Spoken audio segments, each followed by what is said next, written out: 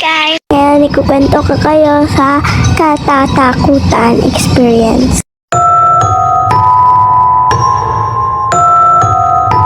Pumunta ako sa bahay ng kaibigan ko at ito nangyari. Oh, Insan! Hello din, Insan!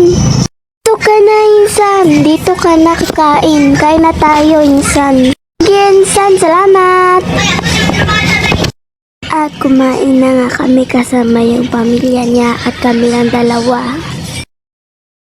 At kumain na nga kami, pero ang hindi inaasahan ay... Insan, Yumi, bumili ka nga sa tindahan ng masarap na juice. Sige, wait lang.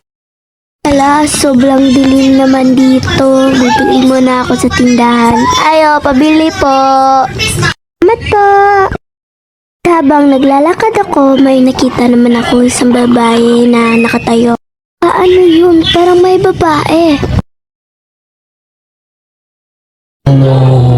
Kakainin kita, nagugutom na ako. Takbo!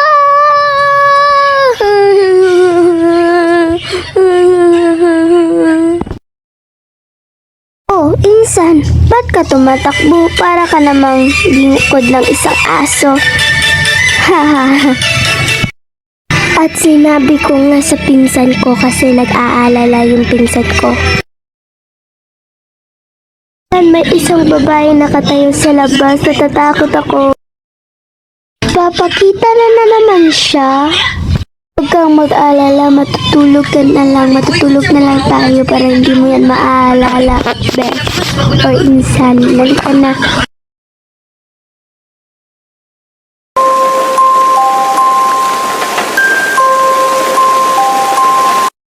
So, yun lang guys sa mga kakatakutan experience ko. Bye-bye, make sure mo ka-subscribe.